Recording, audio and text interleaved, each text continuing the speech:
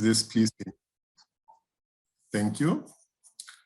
And we will go quickly through some of our project results. I will share my screen soon. And then we will jump into our Miro board. It will be posted in the chat as well. And I think you have received beforehand access to it to get yourself a little bit acquainted with it. We will go through it. From there on, Constanze will guide us through this Miro whiteboard session. For this purpose, we are going to break up later, but she will explain this once we come there. I'm going to now share my screen. And please give me a short feedback once it arrives with you to explain you quickly. We see it now, yes, presentation mode, good. Okay, let me see that you see also the full, I hope you see now the full screen. You have the full screen view? Yes. Okay, so we will have a very short overview to the project results until now, and then we are going to open this breakout session. Once we are through with the breakout sessions in the Miro board, we will come back and in the Miro board, we will discuss there. So there is a part of silent, let's say, or intensive concentrated work, and afterwards a joint discussion in which we are trying to organize our results. There will be, the Miro board will be in parallel open to the Zoom session. And I think we will quite well kind of, it's a good group number, so I think we are able to handle this quite well. So let me give you a quick overview from where this project started almost 2 years ago, when it started with a kind of quite technological scope in investigating and learning solutions. And we talk here about the very beginnings of the year 2020, when before this, when this project was conceptualized, and this work package especially was engaging in building up an experts community in people, yes, a community engaged in digital technologies for learning solutions. And to initially, the idea was to develop a roadmap exactly into this direction. As you all know, the things got a little bit different in the last 2 years, which affected, of course, also this project, which a kind of reorientation of its initial scope. And the driving question became, well, how digital technologies contribute towards more resilience in our educational systems. All of you made experiences, and what we already can say, there have been similar experiences across even different domains, so even beyond education. And we can summarize this in a kind of quite rapid response to immediate needs that resulted from the crisis. And a lot of different approaches actually have been tried out to cope with it. There has been a diversity characterized by local contexts and the overall circumstances in which individuals and institutions found themselves. We have seen new coalitions, yes, and general openness suddenly towards digital learning, even in circumstances where this was probably considered doubtful before. And there was the hope, I say already, as a kind of new shining regarding aspects of digital education at the horizon. On the other hand side, we also have to say experienced that the things, of course, they have also another side. There has been a quite uneven distribution of the, let's say, the workload that the adaptation to the crisis brought with it. Those who worked, let's say, in the matter, they had to, well, do the fireman on all fronts almost. And it is now quite clear that educators and learners, they are quite faced with symptoms of stress, overwork, that even health institutions warn that probably in some parts we are going into some type of wrong direction, and especially putting the focus on those who already are the ones not so privileged, and that there's a big danger that we leave a lot of people behind. So the question that in a workshop especially, which is trying to direct the attention towards the future. Will the education system bounce back to how it was before, or are we able to emerge somehow strong after the COVID-19 pandemic? So this has been somehow the driving question through all the activities that we did in the last 2 years. And what we can say today, we have really some consolidated findings from an insight that it is shared almost globally. We realized that the COVID-19 pandemic exposed really structural and operational weaknesses, not only, but from our scope, we look at the educational systems across Europe, and that it turned out, that the emergency highlighted that technological tools and infrastructures, and there is a massive need for supportive teaching and learning environments. So from the technical point of view, the basis for digital education still is widespread, in many cases lacking. The sudden shift to emergency remote teaching not necessarily led to a further development and use of emerging technology, since in a lot of cases the responses that we receive, people, it's like, folks, how we can talk about emerging technologies if the basics for digital educations are not properly set. What also became evident that there is a massive need that skills have to be developed, both for individuals and institutions, so on the operational level of the functioning of the educational system itself. And this in light that future labor markets needs will drive more people towards the need for being able to have agency, of course, also in digital technology as a part of digital transformation of society itself is evident. This leads to further need for reconsidering a lifelong learning cycle of individuals that starts from basically primary school until it's a lifelong journey of individuals. And what also came up with different aspects is that our actors expressed the desire for a kind of more local sovereignty, we can call it, and more sustainable approaches to the way that we implement technologies and also methods in the institutions, and to consider this as a general resilience model for the future of educational system in Europe. So these are some consolidated findings which were popping up almost in all the events that we did, and it made evident that the aspect of learning design, or the engineering, let's call it, the engineering of these questions has to be put much more into focus across several different domains we are looking at.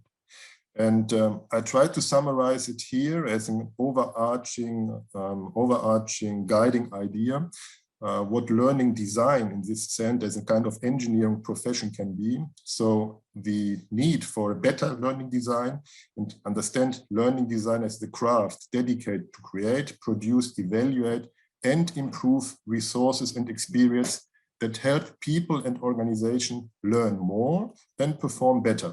So it's a way, it's kind of thinking that gives answers to the overarching why questions, why we do the things, why we want to adapt, what are the needs basically to which we have to adapt in a specific, here, of course, learning context. So this we can say are the overarching insights, and we have to thank to all these individuals who have contributed over the last 2 years in events like these, or in face-to-face interviews, or in service that we generated. So once again, thank you all. And we can summarize these project results in a kind of overview here. So we had built a kind of community of practice entirely virtual. So lots of people of us never had the possibility to encounter themselves and to exchange face-to-face. So enhanced trust building, in fact, was challenged. And we somehow coped with that.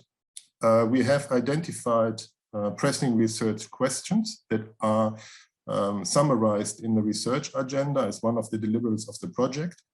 We have to date collected over 500 examples of project experiences from the community to understand these different approaches, practices in digital education better. And we try to promote many of these insights via videos because of the lack of the possibility to meet face-to-face. And this can be researched, or this can be consumed from our website, which I encourage you to have a look at. And for today, we would like to sum up with insights to bring them, to push them forward, to come to recommendations as a kind of closure of the project in a very short time from now. We will have a final event in April, to which I would like to invite you already from now. And our task for today exactly would be in these priority areas that we have identified in the course of the project to come up with specific, let's say, ideas based on some questions that we have prepared. And these strategic priorities, they have been identified throughout the activities that we have done before. They are quite well, we could, let's say, group the topics in these priority areas, which we are happy to say are to some extent in quite well alignment with the Digital Education Action Plan that the European Commission set up almost something like 1 year ago. And it can be summarized basically in 3 priority areas. We have the first priority area, which is the need for a high quality digital ecosystem in education. We have to improve digital competencies on a much broader scale. And it is a lot about reconstructing student experiences. And this is probably the aspect that in which we differ a little bit from the digital education plan, because we consider that reconstructing exactly this learning experience is an aspect that has been until now not reflected in this deepness in policy making. To go a little bit into detail now, because this will be now the guiding understanding or the guiding question for the following 2 hours. What we understand, what we have found out that the community understands within behind these priority areas. So aspects, elements of such a high quality ecosystem have to do a lot, of course, with vision, which is still lacking, or sorry, consistent and cohesive ecosystem vision for digital education is necessary to be defined. It requires better, or it is characterized by an ideally cross-institutional exchange of experience based on a sharing culture of best practices. And what has to be shared? It is basically sustainable concepts for the educational digital infrastructure in institutions. And this requires as well a public open debate in which direction education should go in future, especially if we have the challenges of the 21st centuries in mind. On the technical point of view, standardization and interoperability of learning resources and platforms has been understood as an action field. And this goes together with the monitoring and the assessment of basically the actions that institutions and individuals put forward, monitor these actions in order to reflect on the progress if needs are really addressed. The second priority area, which is about improving digital competencies, can be summarized with a kind of top-down approach in terms of a leadership culture that it is necessary within institutions to actively support change management. Change management understood as the necessity to, the understanding the way in which an institution wants to tackle its needs and in which way it addresses or sets up the actions to overcome or to reach the objective identified by a needs assessment. This has to do a lot with capacity building and skills development, also in management techniques or change management methodologies. It has to do with setting up hybrid education lifecycle models that combine the best of online and offline experiences. And we mentioned this already before, it is about learning design concepts as well that encourage internal values. I think both in students, but also in students' culture of learning and usage of digital technologies, and also how the institutions, how educators reflect about these specific agencies of learners. And this all has to be integrated into strategies, of course, these reflections, strategies that higher education institutions have to set up for taking their specific local context and circumstances into consideration. And finally, we have priority area 3, which is, maybe you can say, let's see, kind of concentrating on the learner's perspective. So therefore, it requires the need of a continuous reflection of exactly these learning design concepts have impact on the learner himself. This requires definitely more learning analytic support for a stronger support of personalized learning in this sense exactly. It requires facilitation of opportunities for lifelong learnings and some better alignment between the education systems and the needs of the future labor markets. And an aspect that came across several times in the activities we did, a stronger and more active promotion towards digital equity, not only, but also, especially in school, equal access to digital learning technologies and material for all members of the education system, in order to identify those who are at risk much better. So these are now the areas that we have identified, and for us, or for the community, it was quite important to stress that, of course, all these areas, they are somehow interconnected. We are facing a kind of, so they cannot, measures in these fields, they cannot be separated from each other in their impact. And it is necessary for activities that we propose, or that anyone propose, to understand and to appreciate basically the complexity of the relationships that are embedded in this learning continuum, we can say.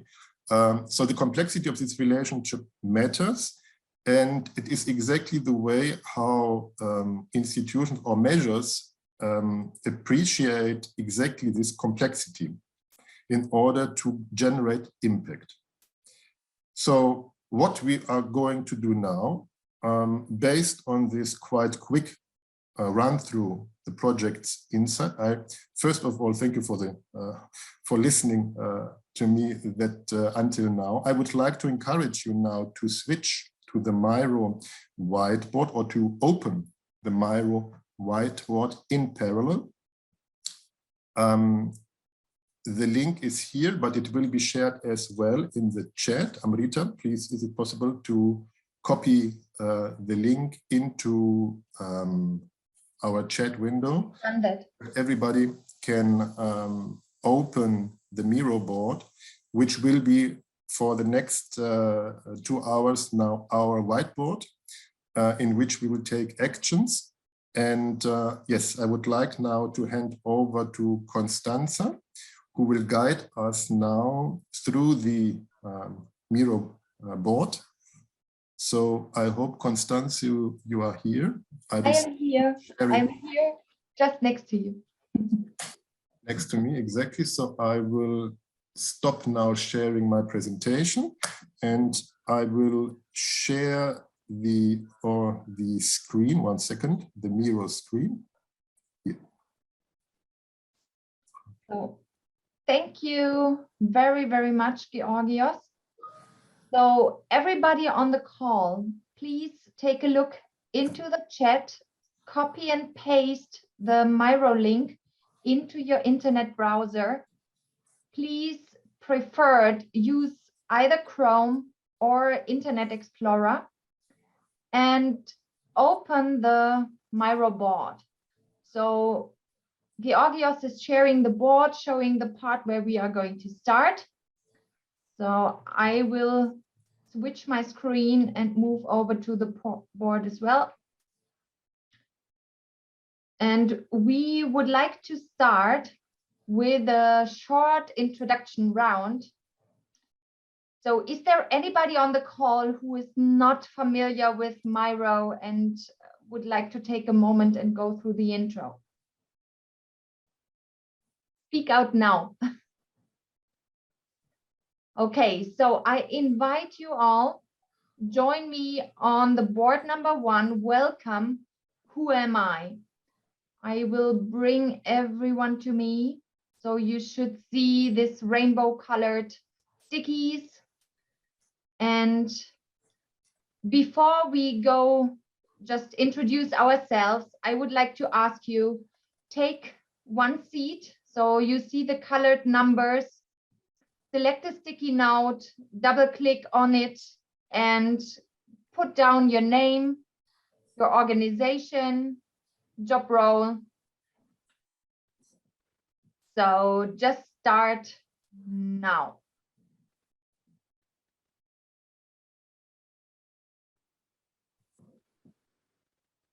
Wonderful. Aisling is starting. First one. So select the color you like. The color will guide you through the whole workshop today.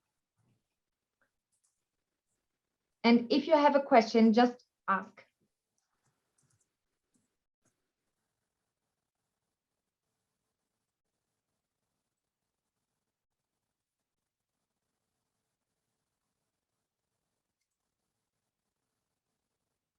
Great.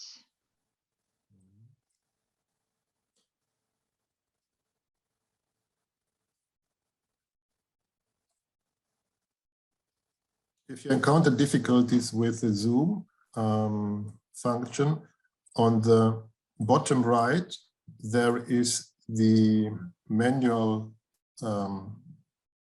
the control for changing your personal zoom factor. By clicking in it, you zoom in or out, or you simply put your minus or plus button so that everybody of you has a his personal zoom level view.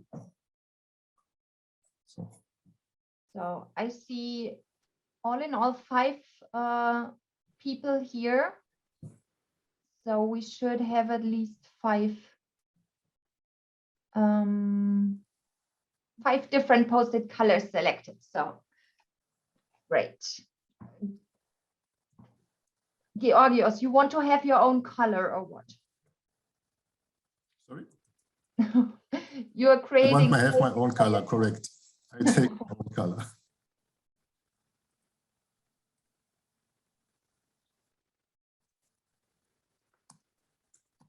So you can write on the post-it by double clicking on it. So I see Karine who has put her name. Great. I see Aisling who put her name. And I can see Claudia so far. So.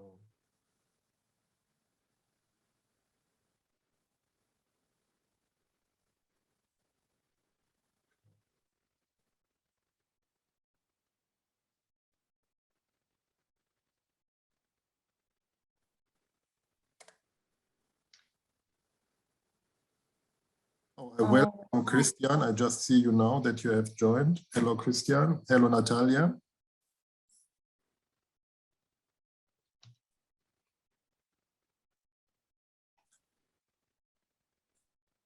So for those who were probably a little bit late, you find a link to the Miro board in the chat room.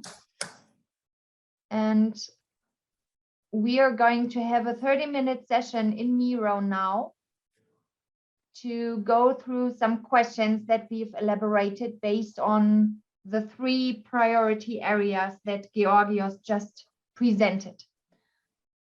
So Anybody still needs some time to put his name on a sticky note?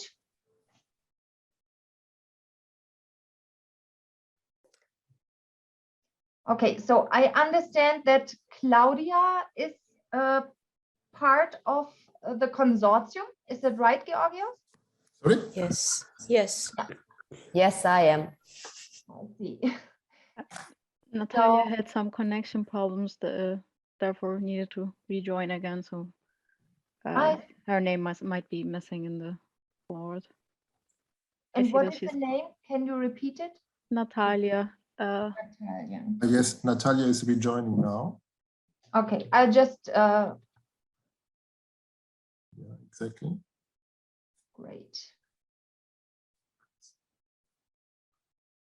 So I would like to ask those who have successfully created their sticky notes to please introduce yourself briefly and say hello to the group. And let's start from the right, I would say, which is, yeah, Claudia, then number 40. If you want, you can switch on your camera. Thank you, Constanza. Hi, everyone. I'm from the 3CR Foundation. I'm based in Malta, and I'm working on the DEL4ALL project. So I'm pretty much an insider with this Miro board, what we are using. I was the one who was responsible for the research agenda. So if you have read it, then you see basically the first expressions what we gained from the COVID-19 situation and how this affected the digital education and the learning overview. So that's all from me. Thank you, Constanza, and I hope we can collaborate very well on this task. Great, thank you, Claudia. So next one would be Christian Zimmer. May I ask you to briefly introduce yourself? Yeah, hi, can you hear me, please? Yes, we can hear you. Yes, I've joined the project as an external expert, and I've been trying to contribute as much as I could. My background is computer science and information technology, but actually I've been doing in the last 20 years in higher education as IT manager and researcher on major national e-learning project aimed at digital maturity of schools. Great. Yeah, thank you. Thank you, Christian. So the next one would be Ashley, 11. Hi. Hello. Hi, so I'm Ashling Third. I work at the Open University in the UK, and I'm a research fellow. So my background is actually originally philosophy and maths, but I've broadly been working in computer science for most of my career on semantics and linked data, blockchain and decentralization, but with applications in lots of areas, including digital education. So I'm also a part of the project. I'm reading our package one on the mapping the landscape, essentially, so what's going on and contextualizing it and identifying best practice. So, thanks. Okay, great. Thank you, Ashling, for introducing yourself. And then I would like to ask Karine to introduce yourself quickly. Hello. Sure. Hello, everyone. So my name is Karine Sonigo, and I'm working at the International Labour Organization within the Skills and Employability branch. As I said in the chat, I'm very sorry to be joining this very interesting group only now, but you know, better late than never. And I'm at the ILO, I'm supporting countries and yeah, our constituents in the digitalization of TVET and skills development systems. So in both the digital transition of design and delivery of content and curricula, but also in the broader transformation of other high-level functions of the skill systems. So not only content per se, but also other functions. And so, yeah, I'm very happy to be joining this workshop, because I will, learn more of what the research and projects were, but also potential recommendations that we will come with today. Unfortunately, I won't be able to stay the whole length of the workshop, because I'm participating in another event with ITU, but I would be more than happy to liaise with some of you if needed, and if you feel it would be of interest after the workshop. So thanks for having me and accepting me in the group today. Thank you, Karin. May I ask for how long you will stay with us? I will be able to stay until 11:15, unfortunately, because I need to be joining another session. But yeah, again, happy to coordinate after that if you feel that would be of interest. Great. Thank you very much for offering. Thank you. So we did not hear Natalia so far. So Natalia, if you're there, it would be great if you introduce yourself. Hello? No, she's not in the call, not in the meeting anymore. I see. I think Natalia has connection issues. She mentioned she only hears every third word. So and she tried also several times. I let her in 3-4 times, but I think she could not. The connection wasn't very stable. Okay, so we can't do something about that, I believe. So what I would like to ask you, I will open the below sections, is to reconsider the 3 priority areas that Georgios has presented. So come with me to the board number 2, which has the title, Please Line Up, Select Your Perspective. We have prepared a set of questions, so either 5 or 6 questions on each priority areas. And we would like to send you experts now to those questions and just brainstorm on your own and give us some answers on what you think could be actionable activities. So yeah, Christian is ahead. Great. Take a sticky note with your color, put your name on it, and line up to the priority area that you feel most easy to contribute. At the same time, I ask you to, so each one go to 1. Georgios will go into group number 1, which will be breakout room number 2. Celine will be hosting the questions in group number 2, and I will hosting group number 3, which is focusing on the student experience. So Christian is chosen, he will go with Georgios. Great. Karin, you choose me. Thank you very much. And may I disturb you, Constance, a moment? Yes, of course. We have one new participant, Vanessa, here, and she just joined right now. If you can briefly, just in 1 minute, if you can brief her where we are, she can join the Miro then. Apologies. Hello. Would you like to introduce yourself briefly? My name is Vanessa Camilleri. I am from the University of Malta, and I lecture at the Department of AI at the Faculty of ICT. I apologize for coming late, but I just finished a meeting right now, so that's no worries. We're happy to have you here, Vanessa. So if you want, there is 1 seat free on Celine's team, or maybe, yeah. So, have you seen the Miro link in the chat? I have just accessed it now, so Great. okay. You have some experience with Miro? Yes. Perfect. So Celine, do you feel comfortable to onboard Vanessa on your own, or do you prefer that I do that? No, that's perfectly fine from my side. Great. So as we are just on the step to go into breakout rooms now, Vanessa, okay, I would just like to ask you to join Celine's breakout room, which will be session number 2. Okay. My session will be number 3, Karin. So please, there will be a pop-up with the breakout sessions. Now come to room number 3.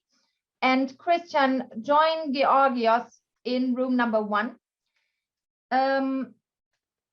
The others, Aisling and so those who are from DEL4ALL team, feel free to join the group that you want. So as you like. So could you please open the breakout room? I don't know who's doing that. Georgios or Amrita, could you kindly? It's open? It's open.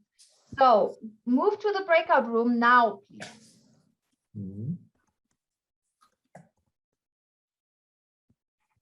So I just sent a message so that you can get notification, and okay, good. People are going. Fine. hello, Aisling. Hello, Celine. Hello, Vanessa. Yeah, I'm sorry we had there kind of magnetic issues with the board, but I saw that you solved it somehow. Sorry for that. Just avoided it. Well, Vanessa created text boxes and colored the text. Yes, I was creating text boxes. I just avoided it, sorry, yes. Yeah, great, thank you. So that is also some type of skill to overcome, well, improvisation, probably one of the best skills, but nothing that can be trained, only by experience. So thank you very much. I think Christian will join. He should join. He should have, I hope he did not push the wrong button. Constanze is going to come as well. Looks like Christian left the Zoom. So I think he left the room and then he entirely left the meeting. Yeah, probably. Let's see. Yeah, I don't see him. I know all of us, all of you also, there are other commitments. So really, thank you everybody for taking the time. And Yes, I'll have to leave at around before 12 because I have a meeting starting at 12. So I'll have to leave you then. It's not a problem. So, Constanze, you're still muted. Yes, sorry. It was my main room mute automatism. Now, welcome back. Thank you so much. I've seen cursors flying on the Miro board and completing sticky notes that unfortunately have been jumping around. So I'm really, really sorry for that. I don't know what happened to those frames, but for some reason they have this strange behavior. It must have been an update or something that I didn't realize. So thank you for coping with that successfully. Well done. So the next steps that we want to do today is have a brief summary, just a quick, this was how I feel now, and summarizing what happened in each group. And then we will go together to a discussion of our results and have a sorting activity in our actions plan matrix. But for now, maybe Karin, as you need to leave soon, I would like to ask you just briefly say how you're doing. Was it fine with you? Is there any thoughts you want to share with us before you leave? Thank you very much. Yes, unfortunately, I will have to leave. I think it was great to be able to jump in and try to share a bit of my thoughts. Unfortunately, I don't have that much time to recap and go through the questions. I think that within those recommendations that we are going to be, or that you are going to be formulating and coming with, we definitely need to be, have this overarching human-centered approach and making sure that, any decision-making strategy around using technologies in education should be looking at teachers, trainers, and students. Not only, we also need to be considering parents, we need to be considering pedagogical staff as a whole, we need to be considering the evolving roles and responsibilities and this new brand ecosystem that goes with it. But yes, as a main kind of a final word before leaving all of you is, having this user-centric and human approach to leveraging technologies in education would be kind of a final, very brief note on that. Constance and all, I would be definitely happy to follow up in any way you'd like me to follow up with. Whether looking at the mural board when it's finalized, or have a discussion on any of the things that I came with, I would be more than happy. So thanks for having me. Sorry for leaving that soon, that early in the workshop. And yeah, very happy to be following up on anything with you after that.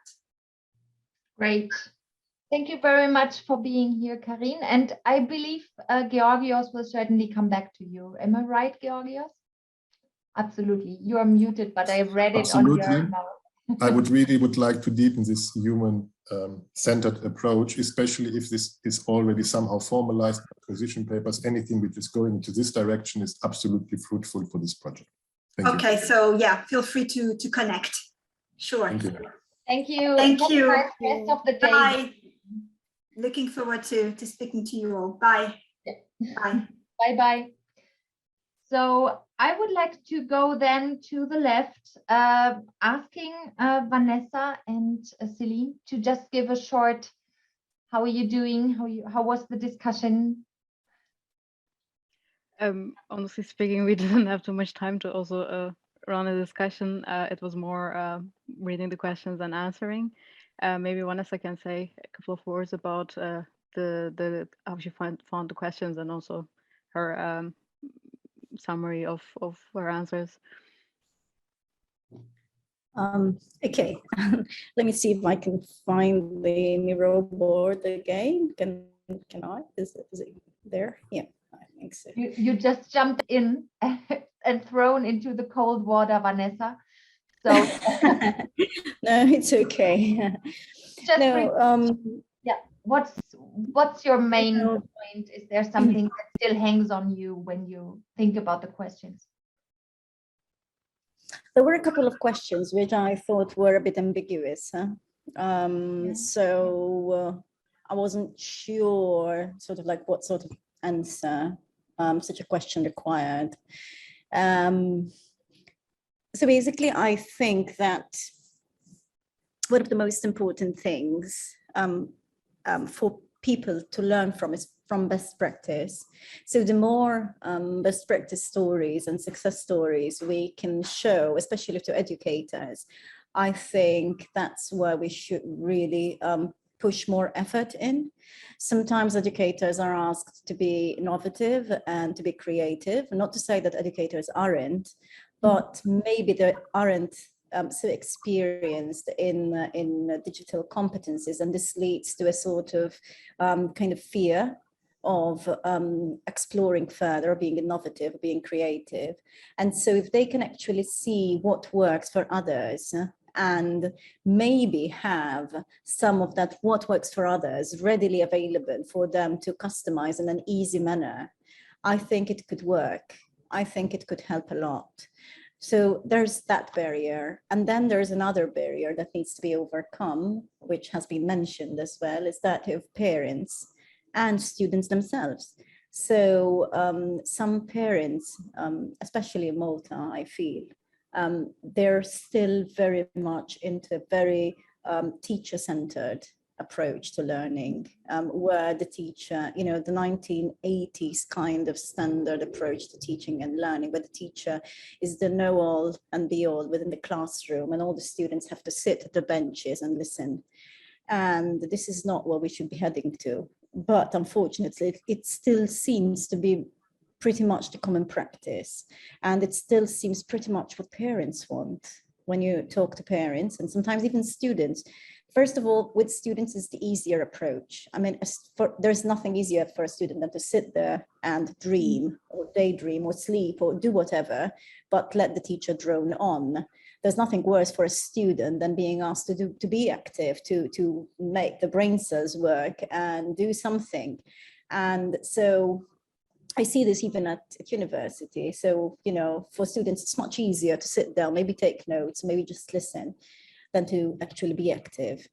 So there has to be that shift in mentality. And strangely and ironically, when students are more active, even within the classroom, parents, especially parents of younger children, they don't take it too kindly. So I think we need to educate from the front of the society, you know, on the front of the society, that this needs to change, that this is not the way forward. I'm not sure I have the answers on how to educate all the parents, and I'm not sure how receptive the parents would be. But I think we need to move towards that direction. We need to get to brainstorm ideas on how to do that. And also because there's a third barrier to teachers taking up maybe novel practices or emerging technologies. Because again, in Malta, we're a very exam-centered society. We're thinking and we're saying that we're not, but at the end of the day, it's all about exams. It's all about exams at the end of the year. It's all about the O levels, the A levels that we have, you know, when they're 15 and when they're 18 to get to university.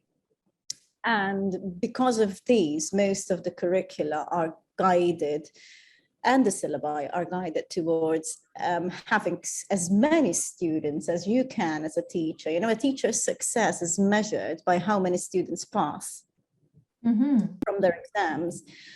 And this is very true here in Malta, even now. It's sad and it's a pity.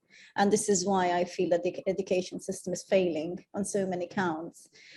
So teachers are hesitant to try and explore and do something different, because at the end of the day, their success, their measure of success is based on the exam results. So I think that's a third barrier that we really need to try and find ways of overcoming.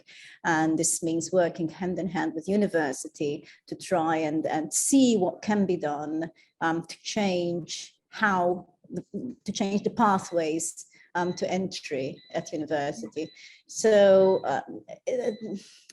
this is a very simplified way of looking at it, really. There are so many complexities involved, so many people involved. It's difficult to just summarize it in just a few words, but you know, I'm giving you a brief overview of why there's so much negativity surrounding the uptake of certain technological practices. Something great about design thinking is that we are learning and training on how to reframe problems. So what you stated, the 4 barriers, into opportunities. And that's exactly what we want to do in this workshop. So in our exercise that we will do after I've heard group number 1, is exactly, we would like to take those 4 barriers that you just mentioned now, and we'll try to reframe them into a research opportunity, because the European Commission is asking us for exactly that, right? So keep it in mind, put it on a sticky note already if you want, just below the 5 questions. I think they emerge from the questions that are on the Miro board, so. Yeah, we can take them then. So Georgios, the word is to you and to Christian, right? Yes, thank you very much. We had a very lively discussion, rushing through the questions, of course. And from what I understood, it is basically, and when it comes to this overarching technological ecosystem perspective, then understanding of ecosystem probably is something that needs to be more deepened. In fact, what does it mean for actors to identify their position? And when it comes to specific actions, something like, well, on the one hand side, condensing services in such a way that they are easily accessible for those who want to set up services within an institution, or for even within a kind of smaller entity, to overcome these problems of setting up infrastructure. So even to set up systems like virtual learning environments as a service, in order to be more, to start, instead of spending time with investing hours into setting up technologies or infrastructure. infrastructure, because this seems to be a general problem all over countries, that at the very basic level that there are not so basic problems. And probably these can be through such type of cloud services overcome. And as far, Christian, correct me, please, maybe. Maybe Christian also wants to say yes. voice. Christian, please. You are still muted. I hope you are still here yet. Yeah. I hope you can hear us now. We had some connection problems in between. So another point maybe I can add was the issue of interoperability, open standards that would allow sharing experiences, really. That, that this is an issue. So in order to share, you need the sharing culture. For a sharing culture, you need technologies that allow sharing. Christian identified from his experience also with working that a lot of storage opportunities, so long object or long storage, long-term storage for solutions still is absolutely not user-friendly and does not meet requirements at all. So in order to share best experience, we need also digitally, let's say, available examples to be accessible. And this seems to be still an objective to reach. I think this probably summarizes quite well the insights from the 6 different questions that we had.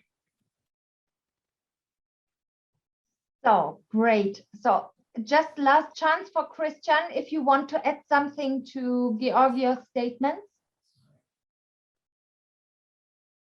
I think it's difficult for him to connect. I think I tried with him to reach him on the chat. Maybe there is a possibility. Okay, so nevertheless, all the others, I invite you to join me on the board, on the very bottom of the board. I'm sharing it with you now here on the Zoom at the same time to just have the explanation together. I will ask you all to come to me. So on the bottom left, you see the picture that Georgios shared with you.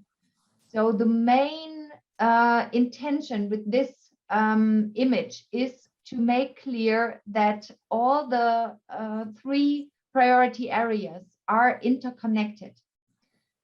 And what we want to do now is take a sticky note and note down the challenge, the action that need to be taken based on what you've discussed in your breakout session. So like we've heard from Vanessa, she clearly has envisioned 4 barriers that she feels necessary and important to be tackled. So select one of the post-it notes, so the one in your color, and type down which actions the European Commission should tackle. So you can also start with a problem, but we will try to bring them in a wording that it is a question that guides us to the future. So if you have the problem in mind, feel free to note down the problem. So 1 at least. If you have more, like Vanessa said, please, you can also copy and paste the sticky notes from the above boards. Okay. Everybody understood what's the goal for now? Or is there a question? Okay, so go to the Miro board, take your sticky color and put on the sticky color the issue that you feel that should be tackled by the European Commission within the next years. So what should we put on our recommendations? you have, let's say, 5 minutes for noting down.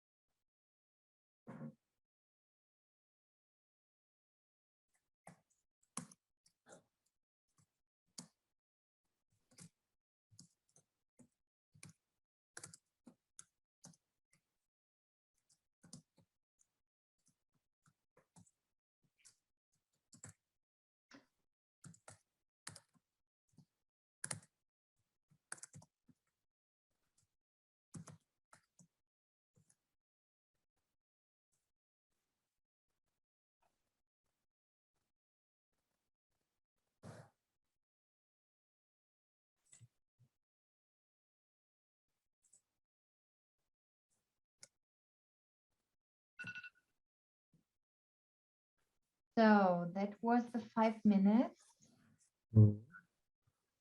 Anybody who needs time? I see you already started sorting. Very good. So thank you very much for noting down your action calls for the European Commission here. And I would like now to go through all of the post-its on the below frame. So everything that you put here. And yeah, maybe someone wants to go first. Maybe the one who selected the light pink color. Who was that? Because Karine left and it was her color.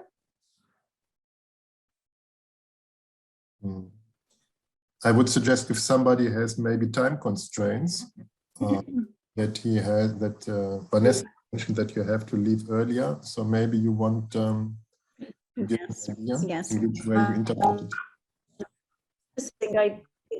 Yes, I didn't actually split up mine. I just put mine into a block of 4, but maybe, you know, I can split them up and according to the impact and to the feasibility.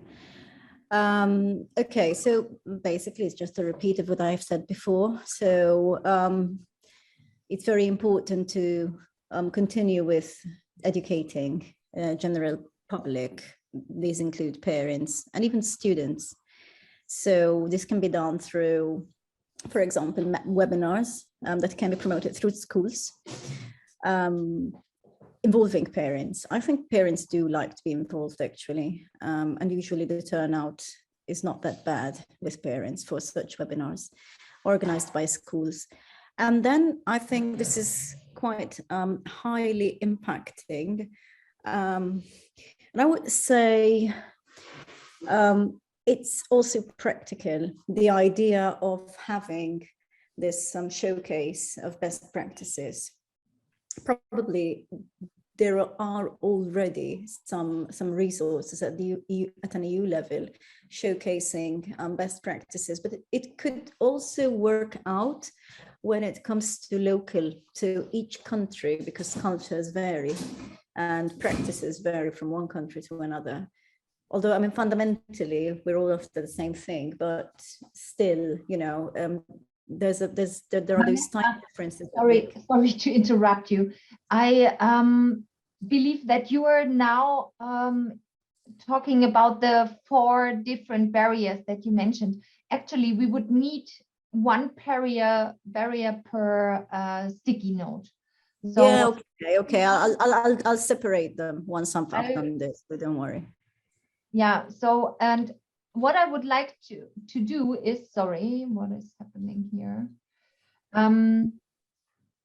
What I would like you to do is to put them into different blocks. Yeah, sure.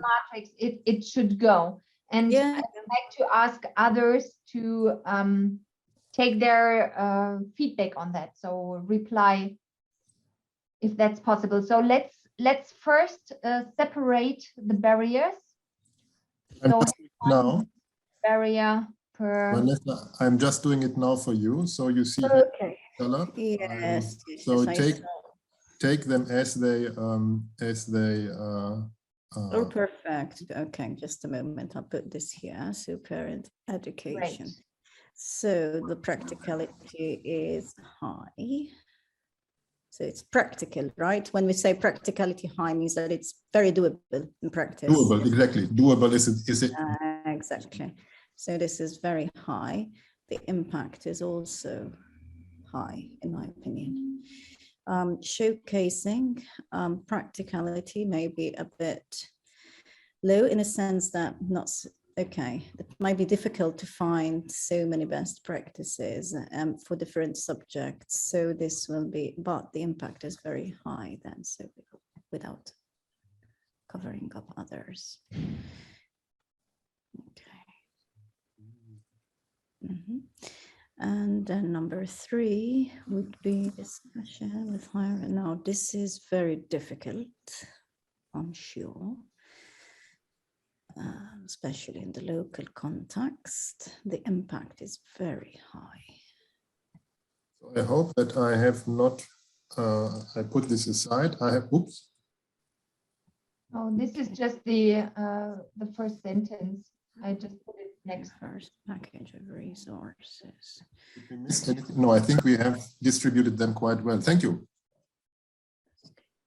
Okay, so for me, I need to repeat just to make sure that we have not missed anything. So I just would like to start the blue post-it with number 1 on the top right, states that the parent education about the value of adding digital competencies is something that needs to be tackled.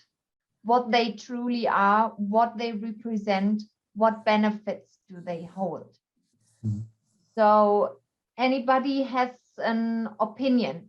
Vanessa said it's highly impactful and highly feasible. Do you agree? I agree, and I would like to add a question or a wording which is a kind of systemic view then on the matter. Systemic in the sense that we should consider parents as part of the system in this specific context here. So to promote a systemic view on digital education, especially in the early years, would it be correct, Vanessa, to frame it like this? Yes, yes. So Absolutely. Any other opinion here? So I agree as well, and also in the light of what Vanessa said earlier about the traditional modes of transmitting information, that a teacher stands at the front or an educator of any sort stands at the front and projects information, and that's the sort of primary means of getting things across. I think getting people to understand that while that's a very established model of teaching people, it's not in most cases terribly effective. And I think there is resistance from people to taking up different ways of going about education, because they think, oh, well, you're not doing it properly. You're not being rigorous enough. And so I think education and getting broader society to understand that we've learned quite a lot about how to teach people, and we should apply it. Okay, Christian, that was you. This is TA. Yeah, I guess you can hear me now. Believe it or not, I have technical difficulties. Okay, it's my turn to have it now. About the red ones, I guess you want me to say a few words, or do I need to do something else, please? Okay, so we'll go ahead with Vanessa's second topic. Just a comment for you, Georgios. If you want to add content, I'd recommend that you use a white sticky and just put it next to the one there. okay. I'll do like this. Yeah, you just typed it next Into to it. Yeah, okay, I understand. Great. So the second sticky of that Vanessa mentioned says show of best practices, showcase results with educators to generate more ideas and novel practices in the teaching education domain. So Vanessa, you sorted it as highly impactful and comparably low feasibility, practicability. So would you like to elaborate 1-2 sentences on that? Because it may be difficult in practical terms to actually get hold of educators who are readily, first of all, educators who are coming up with novel practices, and also who would readily sort of like showcase what they're doing in a classroom, because there are so many variables included. But beyond that, it's also difficult because this is not just a matter of showcasing 1, 2, or 3, but showcasing quite a lot, because subjects vary, ages vary, student needs vary, student characteristics vary. So you need a huge range of repository and best practices from a great number of people. And in addition, I would put in an additional constraint that, you know, every country and in EU would have its own set of best practices, not because best practices can't be shared across countries, because of course we're all multicultural and so many people. But again, as I said, every country has its own cultural identity in terms of how these teaching practices vary. Sometimes there's the language as well that's different, but also in the approaches that everybody takes. So for example, a best practice that might be, I don't know, in a particular country in Europe might not adapt itself so well in the context of this country that we're living in Malta, for example. So that's why I believe that it's highly impactful. So I think this would really help a lot educators to create that vision of something which, you know, which they can do to give them a little bit more of a help to overcome certain, you know, to think outside the box, to say, oh, look, they did that, you know, to be able to copy, to emulate, to even think and generate ideas. But again, when it comes to practicality, I think it's not that particularly easy to do. It's not something that's as easy as, for example, setting up webinars and information sessions for parents and students. That is relatively easy and it can be done almost immediately. This is a bit more difficult to do. But again, I believe it would really help a lot if that could be done. Okay. I see. Thank you, Vanessa. Is there any opinion or question? Georgios.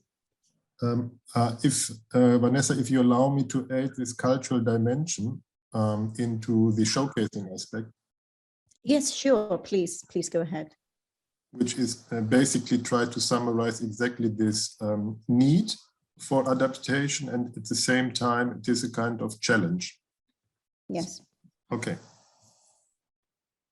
Okay. Any other opinion on this one? Okay, so let's go to number 3 then. Discussion with higher education when it comes to the role of functions of exams. Yeah, such as entry requirements for degree courses, as at the moment these requirements guide the curricula syllabus followed by educators. Educators report being on the straight jacket. I don't know what straight jacket is. It's a straight jacket. It means that, you know, the jacket that is worn to keep people from moving. It keeps you like this. You can't move. It's this one. I really yes. Okay. Yes. So yes, but when you talk to it, okay, so this particular challenge is taken in the context of the Maltese system, right? Maltese education system. At the moment, university sets its requirements for young people to enter its degree courses, and these requirements are based entirely on exams, unless, of course, you're a mature student, and then different requirements might apply. So what happens is that from a younger age, actually from the primary school years, students are already sort of like being geared through the application of the syllabus and the overall curriculum for these entry requirements at university.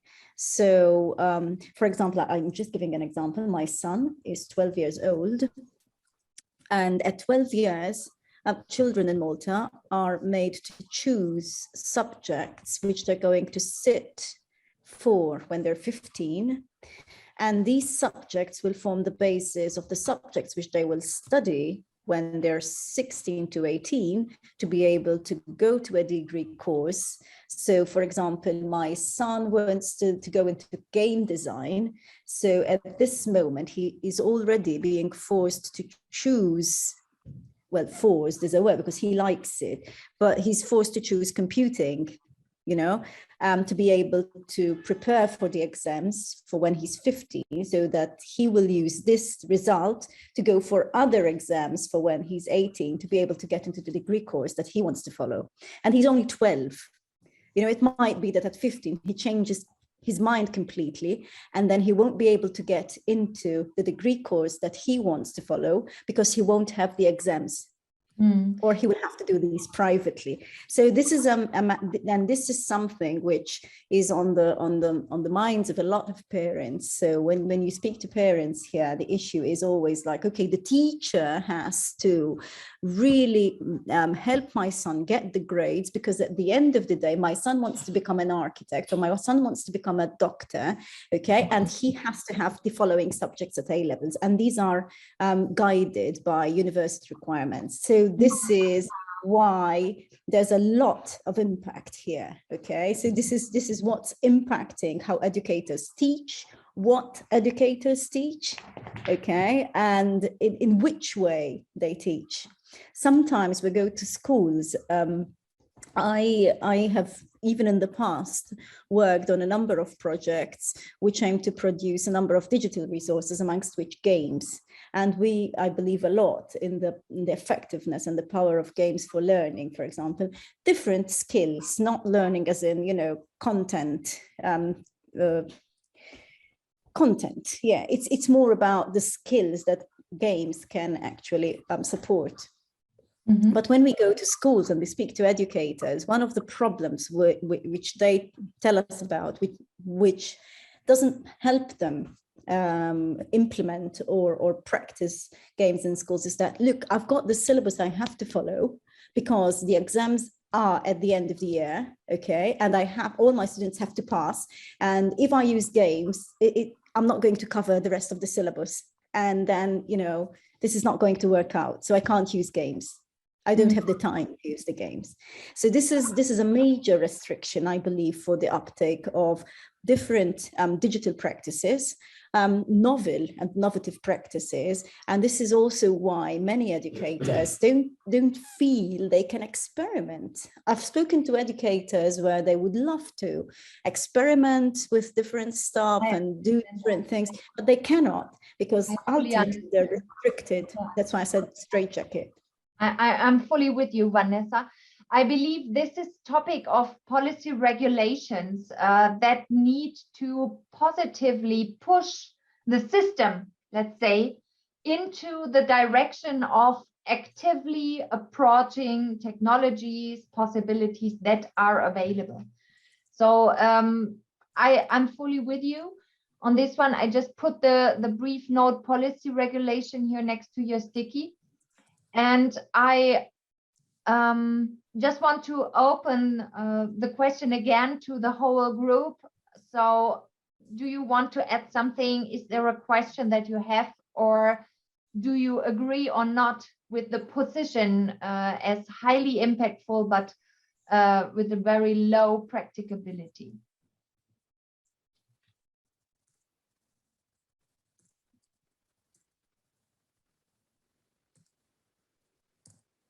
Okay. So I take this as an okay. You all agree with this. So there is the fourth one that Vanessa mentioned, availability of a diverse package of open resources with educators can easily access, use and reuse to adapt of different student needs. A good access to technology, in addition to a good access to technology, hardware, infrastructure, and software. So the key is the open resources that are available for educators.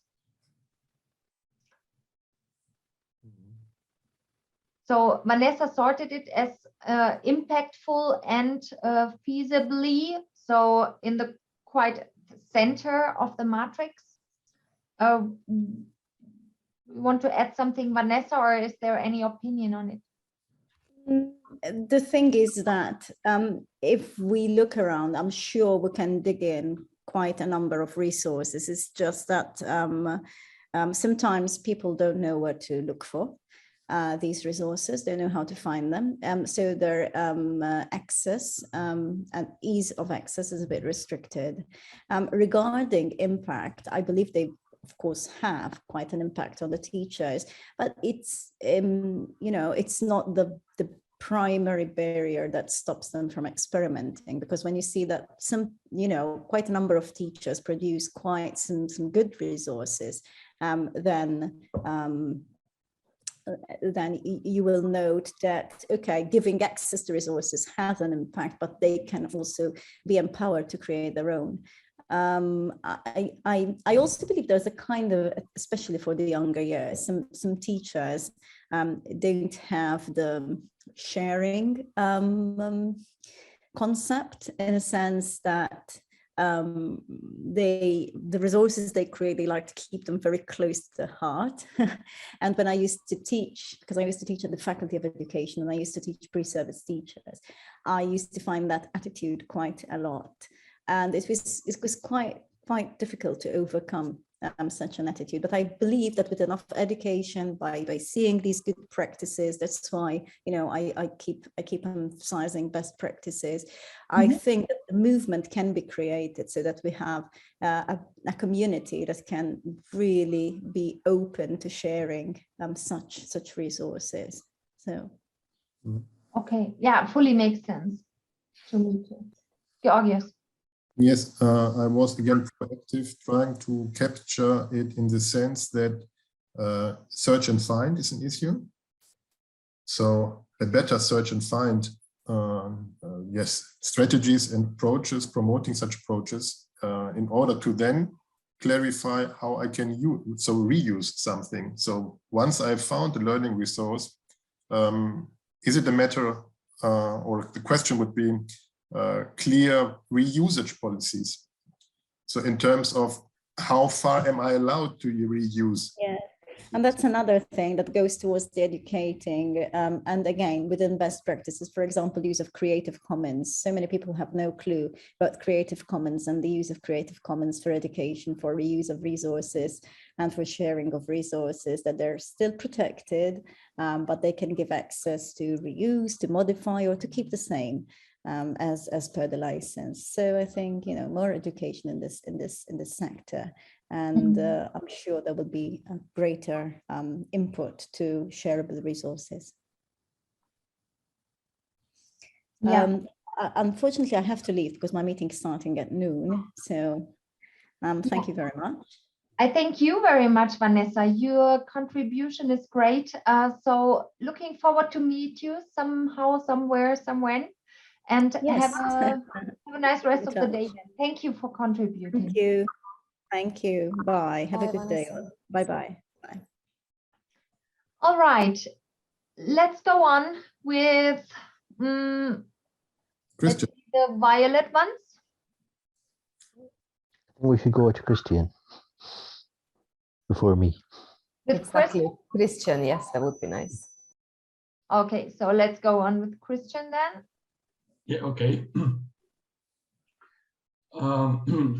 Should I kind of lead you through the red ones now, or do you expect me to do something else? The red ones were written by you, right? Yes, and Georgios. Great. And I see that you put some numbers here, 1, 4, 5, and 6, right? So yes. I'll just propose to start with number 1. Yes. Okay. If I understand correctly, which I might not, but then tell me. This number 1 is I think that there is a lot of need for centralization of services. So let's say Moodle should be hosted centrally on many places in Europe, so that people not only in higher education but also in vocational education can use it out of the box without installing, configuring, which is too much for too many people. So this is like having a kind of learning management system and virtual learning environments as a service.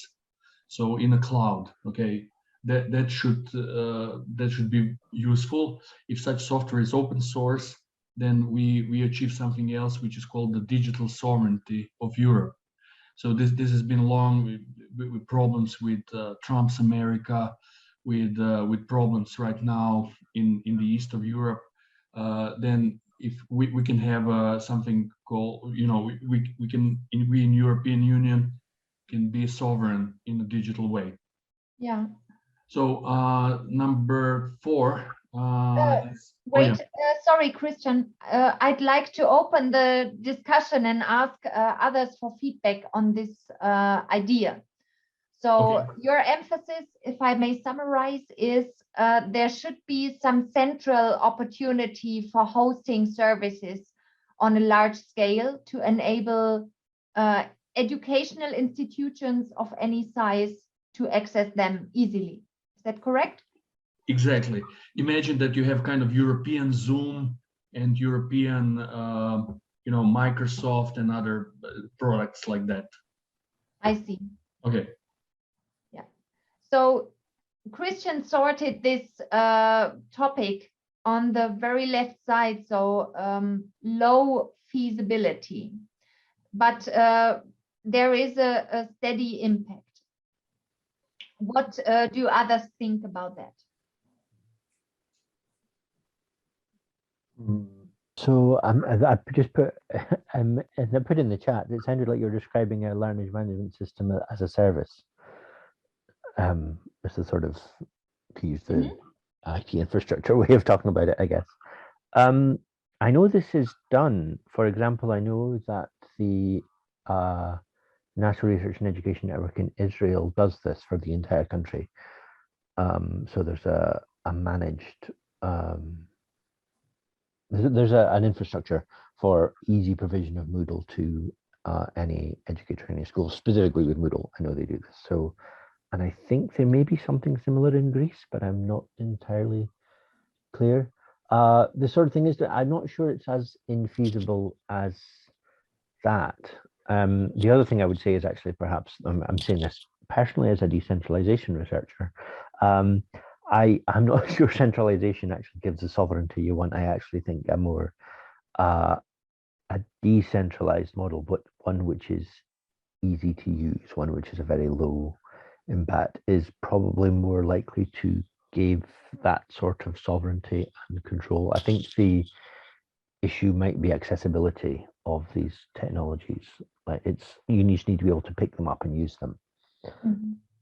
Which I think feeds into Vanessa's point about a repository of open resources that you can use. They don't just have to be videos and text or images. They can also be more interactive technological elements that do things. And if we could have things like this that people could just take and just tweak to what they need, but it'd be tweaking rather than producing from scratch and rather than getting ready to run, I think it might be more feasible. I'm still not very highly feasible, but maybe more feasible. I understand that, Aisling. I'm with you because on the one hand side, we talk about being not longer dependent on the US services. And on the other hand side, we don't want to create a closed system in Europe. So we still want to have that openness, that flexibility, and this cannot happen if it's a big centralized thing, right? It's to have regional spots. But I believe what Christian's idea was that institutions need to be open enough to share those services. I completely agree. Very much, yes. Okay. Georgios, you wanted to add something. Yeah, especially since we talk here a kind of European level, I think the reality is that, of course, you can perceive Europe to be independent from US or Chinese service providers at one day. But on the other hand side, the landscape in Europe is extremely diverse. So I think a kind of, let's say, a local approach to centralization and decentralization is necessary, because at least I can say from the discussion in Germany, which we follow since 2 years quite closely, the difficulties that different schools really on local level have to set up such infrastructures. And they really would like it, at least on the level of their city or their region, to be able to make use of kind of public service provider for exactly these repeating difficulties. That they are not, so because they encounter, when they share experiences, they all share the same bad experiences, that they are overwhelmed by the technical requirements, especially security requirements. So centralizing specific infrastructure aspects in such a way that it relieves those who have to use these services to concentrate with their limited resources on the usage part. So I think the kind of finding the proper balance between centralization of service of infrastructure services, let's call it maybe like this, that is reasonable to the local circle, to the regional differences in Europe. Yes, very much. I mean, I think it's ultimately really it's what is the unit of centralization. So at the level of a city or a region or I mean, I know the German states handle education independently. So as a German state, to do but currently, you know, when we talk about centralization means you put everything on Google. Centralization means one thing globally. So, you know, there are degrees of how you break that down. Yes, I think we're agreeing. I think this is precisely the point, but it's the ease of access. It's the end users, the educators, the learners shouldn't really have to think at all about the technical issues to keep things working, because they don't have the time or resource. Thank you very much, Aisling, for your feedback here. So is there anybody else who wants to add something? Okay, so let's go on to a sticky note with the number 4. It's mentioning promote perseverance and grit. So long-term commitment and openness in mind. Christian, please elaborate. Explain. Yeah, thank you. First, I want to thank you all for contributing to the centralization thing. Yeah, I guess you're right, and we just need more more hosting points rather than centralization, I would say, and I accept your opinion. About the 4, promote perseverance and grit. Number 1 contributor to a success in life and work is considered by psychologists to be perseverance and grit.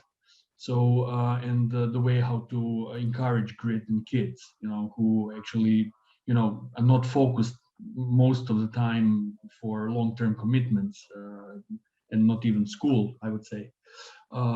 That's concerning if you're committed to something, then building skills and digital skills included, it would be an easy job. It would come naturally, I would say.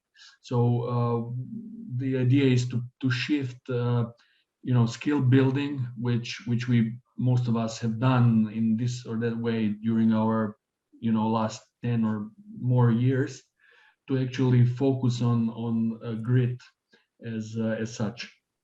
And the idea of openness in mind is when what I've seen in getting like young kids to hire people, you know, as a hiring consultant in IT, I noticed that, you know, sometimes it's important to also understand the candidate's culture and way of thinking.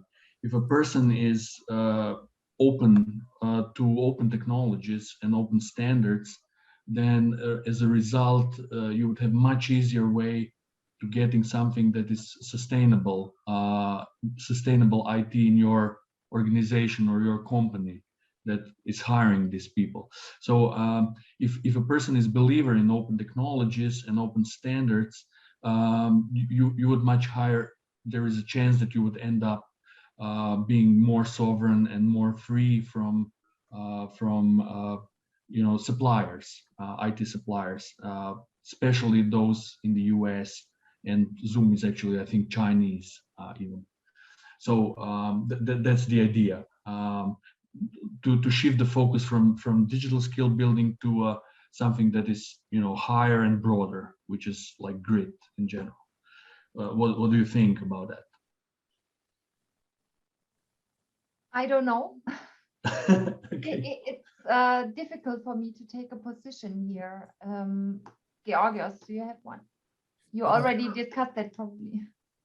I would like to add, well, to grid, in which direction you would consider digital skills in the 21st century, because it is not only using digital technology, but it is also well, being able to think about digital technologies. So that is also kind of skill which is reflecting the openness that you have in mind, but this has to be trained. So it is one thing to learn how I can use with them, how to think about them, and then to proper make choice of on solutions. And that is, I think, a quite general skill set for the 21st century, which has to do, probably, Ashley, you're better in describing this, with something like digital agency, or a kind of enabling element in perceiving skills as to be enabler of personal competencies. So that is to be a kind of the openness, very much important, to be able to tackle problems of the 21st century that are yet to come. I mean, probably that is one thing that we have learned of the pandemic, to be prepared for the unexpected. And for that, you need a quite of skill set, which is quite well described, what you said meant by perseverance, grit, long-term commitments, openness in mind, then to make use of what you have learned about technology, digital solutions. So if this is, Christian, what you mean, probably, so it's a kind of more broader understanding of skill set for the 21st century. Right. Yeah, you got it right. So shifting from, actually, I've been involved in the so-called ECDL, European Computer Driving License, that has been around for 15 or more years in Europe. And actually now I'm proposing, as you said, shifting it to a broader perspective, because here we teach people how to use a word processor or software for table calculation, like Excel and things like that. But the requirements of the the problems of the 21st centuries require things on a much higher scale. Yeah, so being open to learning and being open to open technologies, I think, is a good mix, I would say. Okay. So you put that sticky note a little bit more to the right. I saw you moved it. And okay. I don't know. I expect, if you feel that it should be, it's practical. I don't know about the impact. Impact. It's impactful, but it's hard to measure because it spans for decades. So it's not something that you invest and then you see the results right away. It's, right. It's like planting a tree or something like that. You have to wait a long time. So I cannot say how would the impact be, how strong the impact is. I would leave it here, I would say. We are fully aware that the topics are also quite, let's say, broad and diverse. So we are aware that what we are doing here, the exercise, is simplifying very, very much. But I strongly believe that trying to simplify things helps us identify where we could start, right? So that's all the ambition we have. I would make a suggestion, because I think from what you've just said, Christian, that itself is a separate recommendation, that actually policies that encourage planting the trees rather than just looking for a very short-term, quick growing thing is probably also valuable. Okay. You think, just to separate out, I think those are two recommendations, both really important, because I don't know how hard it is to, well, I do know it's very hard to convince people to do this, but actually I think the long term, like you say, changes in how the culture of how we think about these things are slow. and you don't see the benefits for a long time, but actually the benefits could be huge. Maybe Yeah, Ashling, yeah, you can thank you. put that as a comment on a sticky note as well. Yeah, sure. Great, thank you. All right. Is there any other comment to the red sticky note number 4 for now? Okay, so let's talk about sticky note number 5, something that will make MOOCs and LOR work for users in a similar useful was as this digital credentials for short certification courses. Useful way. Wait. Yeah. I'm sorry. Okay, I need to think about that. What is LOR? That's learning object repositories. We had a big project with Lamprini, who is at Martel at the moment. So concerning learning object repositories, and this doesn't work. So I've been in 5 learning object repositories, and the uptake, I've never seen the uptake of any of those. So the idea is to take a look at the MOOCs and the way how to actually give credentials for things learned in that way. So it's kind of open learning and lifelong learning in the digital world.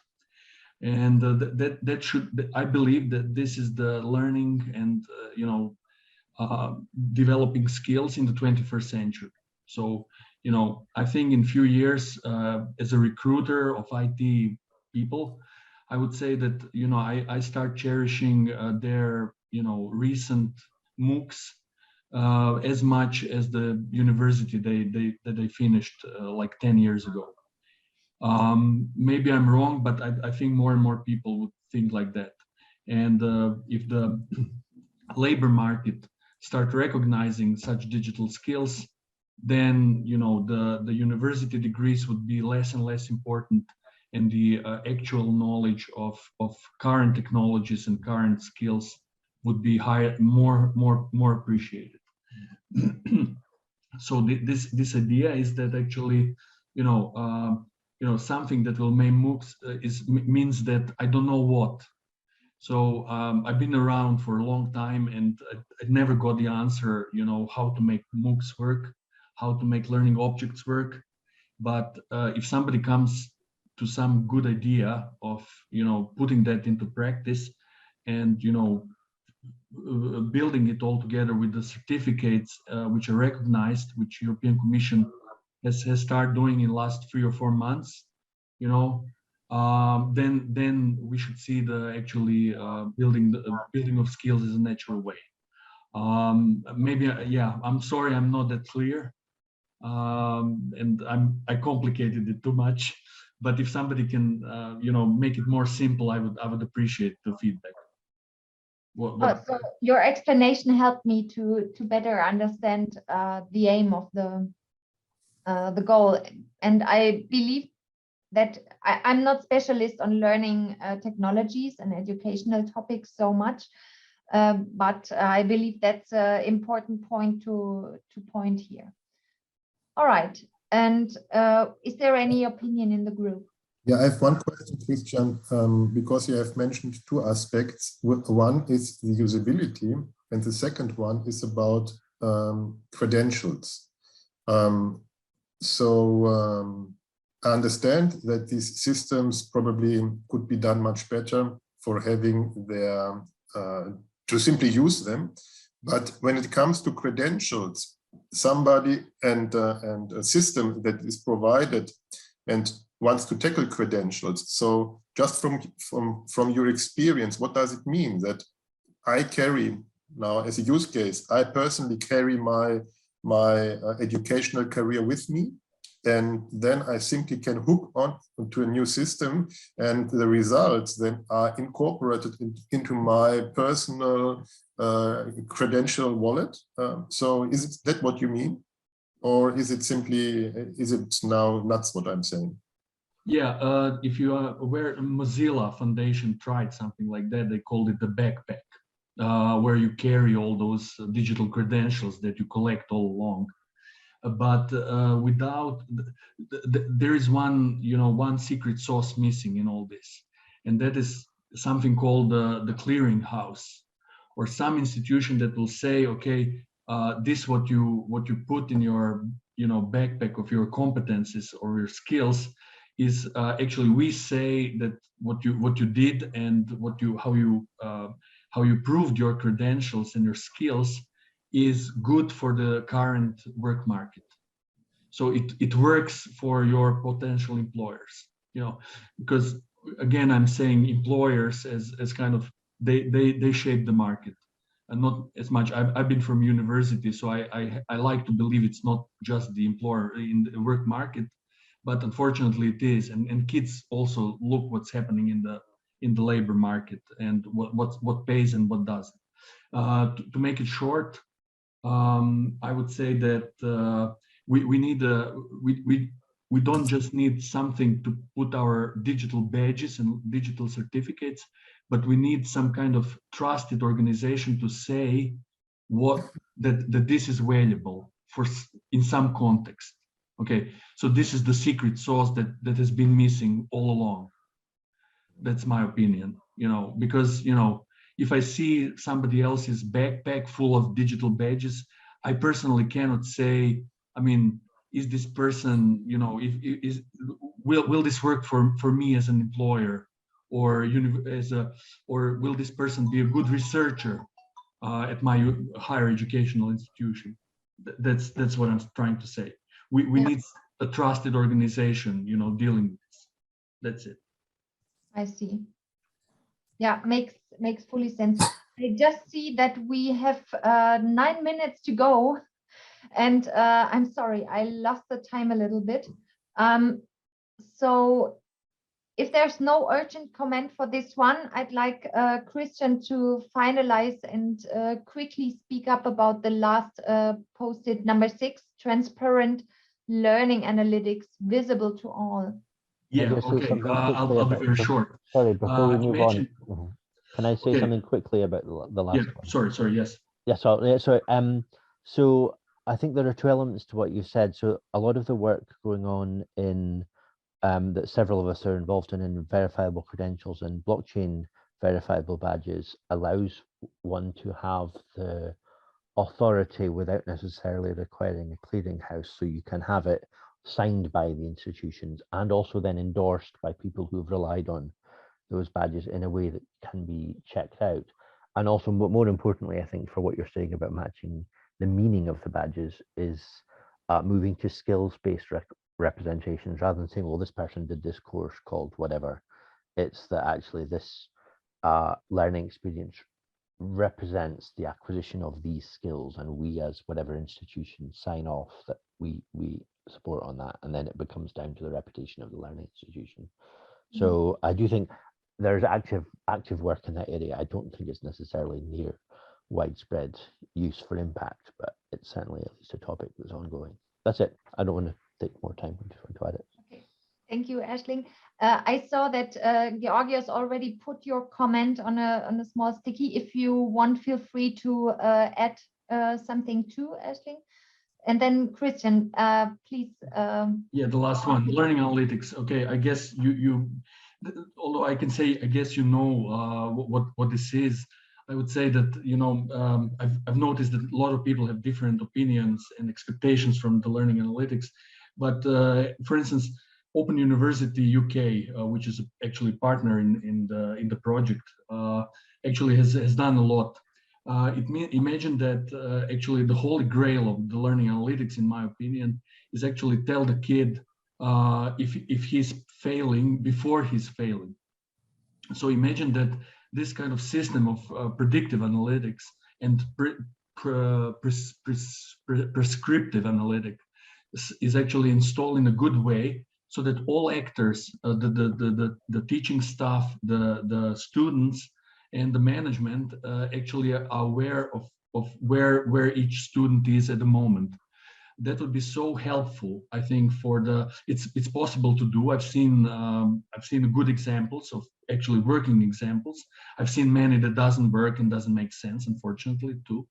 But this would be just opening up, how your progress to everybody, and so that all the elements of help can be provided to the student before the student gets into trouble, based on his learning record, his background, and the way how he's actually handled previous problems that he had.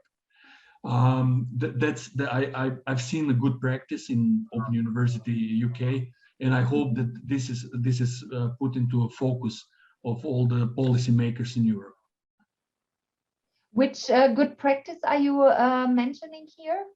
Okay, so that, for instance, in the Open University UK, actually had a kind of, if I'm a student, I log in, and I have a semaphore, I have a traffic light telling me, okay, this subject I'm going fine, but this one I'm in red because I missed an activity, and it shows that people who missed the activity the last 3 years failed this course.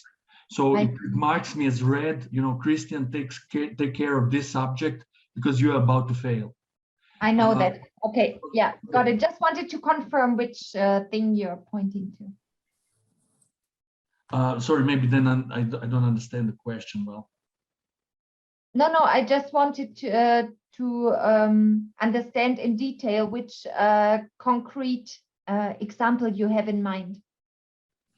If you mean example, I mean the example. Well, I understand the traffic light thing on the student record in Open University. I know that. Okay, so that's one used by the Open University UK. I've seen all kind of stuff that actually shows you graphs where you are compared to your previous self, compared to the rest of the group that you are in, and compared to kind of national or international benchmark, I would say. So you can have all kind of visualization how you're progressing with your learning. And the problem is only 5% of all, let's say, higher education institution in Europe has a system like that visible to all actors, and 95% don't have. And this should change because the impact is huge if it's done right. So I think Martel and all the partners should focus in the future, in the follow-up projects, into that kind of learning analytics that is super helpful to everybody. Yeah, so that's my point, I guess. I really think that's an important point. And something that just came to my mind when I saw the position of this sticky note here is the light pink sticky note just on the right hand next to it, because in my group discussing with Karin, she mentioned, so we had a question that went to that direction a little bit as well, about learning analytics, and the point that she brought from the student experience perspective was that data protection and ethical concerns need to be considered. So I think it's funny having those so close here, because they were triggered by this topic as well. All right. Yes. Just let me tell you, I wrote an article a few years ago about the dangers of learning analytics, and especially if the learning analytics is done by company provided systems, where companies such as Microsoft would actually follow a potential worker from the primary school way to the university, and which know much more about the kid than his own or her own parents. Yeah, so the data protection has to be maximal here, maximal. Yeah. So can I jump in on that? I've had my hand up for a bit. Okay, it's 12:30. Constanza, Constanza, Ashley wants to contribute something. I've had my hand up for about 5 minutes. What I can ask you, Aisling, just put it on a sticky note. So try to add your comment here. Feel free to add that. But I'd like to close the meeting for now. Thanking all participants to contribute here. Thanks to you having the clear color codes used, so you're sticky with your color. It can happen that we come back to you with questions if in the analysis of the board we believe that we need to ask back, so that can happen. And the board will be open, so feel free to come back and change things or add things if you feel it's important. There will be a closing date, and then Georgios will write the summary and the recommendations list. Yeah. Thank you, Constanze. So question, Aisling, to want to close, a quick comment from your side, maybe also. About this topic or about the whole event? Just try to find a nice way to close the session. So maybe everybody wants to say something. From my point of view, I'm very happy that it worked out in such a way that we have collected so many individual issues. And yes, I will come very likely back to individuals to get some more specific details, especially you, Christian. Maybe you can share your article with us, which is raising this topic maybe. So from my point of view, thank you all of you for dedicating your time, 2.5 hours to us, and was extremely fruitful. So anybody else from our team who wants to contribute with closing remarks? I mean, I think that was extremely helpful, and it's good to see different perspectives coming in that I think align with a lot of the topics we've been talking about. So, yeah. Great. Thank you. Then, Christian, thank you very much for staying with us until the end. And yeah, for now, I wish you a good rest of the day. And we have quite a lot of work ahead of us still. I would say bye-bye then to everybody. Claudia? Thank you very much. Thank Bye you. bye. Thank Bye, you. everyone. Thank you. Bye. Bye-bye. Bye-bye. Bye.